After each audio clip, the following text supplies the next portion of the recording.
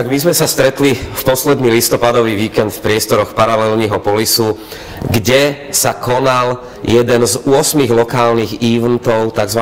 Accenture Digital Hackathonu, ktorý mal prívlastok Connected. To Connected znamená, že v tento istý víkend sa tento istý event konal v ďalších 7 mestách sveta.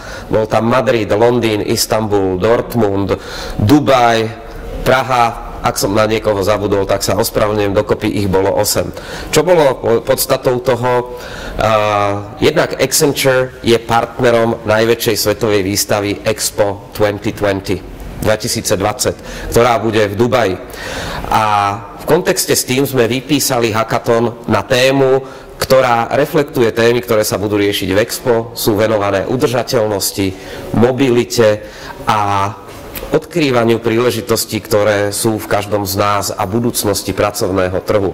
Čiže vo všetkých týchto 8 mestách sme pozvali mladých ľudí, schopných pracovať v tímoch, majúcich rôzne zručnosti, či už marketingové, developerské, programátorské alebo dizajnerské, aby vytvorili tímy a prišli s inovatívnymi myšlienkami a nápadmi, ako môžu vytvoriť prototypy služieb alebo produktov v rámci tých vypísaných tém a s využitím moderných a digitálnych technológií, aby priniesli na trh riešenia, ktoré pomôžu zo spoločenského aj ekonomického hľadiska.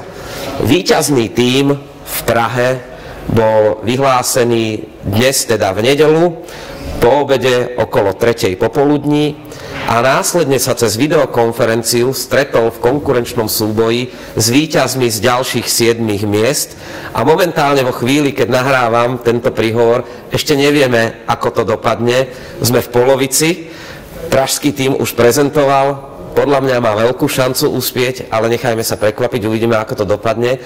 Tá pridaná hodnota pre ten víťazný tím z tej medzinárodnej edície je v tom, že majú možnosť prezentovať pred organizátorom Expo 2020 svoj víťazný nápad. A prečo je to dobré? Je to preto, lebo Expo je najväčšie svetové podujatie, kde boli v histórii prvýkrát verejne prezentované také objavy a míľniky, ako bola prvá fotografia v 19. storočí, alebo prvý mobilný telefón, alebo prvý televízor.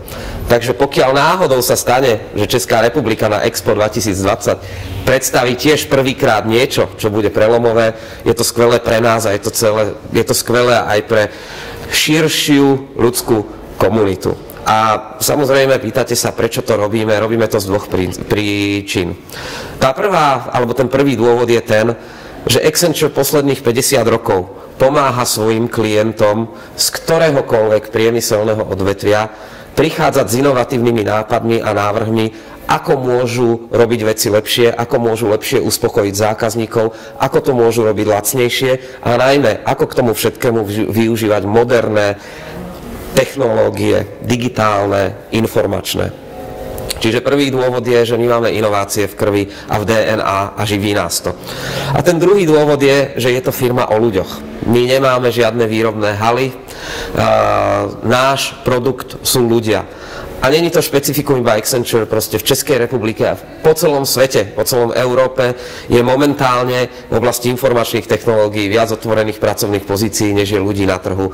Čiže my sa aj týmto spôsobom snažíme priblížiť ľuďom, čo tu môžu robiť, s akými kolegami sa môžu stretnúť, pretože naši ľudia boli mentori tých súťažných tímov, to znamená, že ich viedli, koučovali a či to funguje alebo nefunguje, o tom môžeme viesť dilemu. Čo viem povedať ja už teraz, že na základe dotazníkov spokojnosti tí ľudia, ktorí tu dnes boli, si to užívali, páčilo sa im to, radi prídu aj na budúce.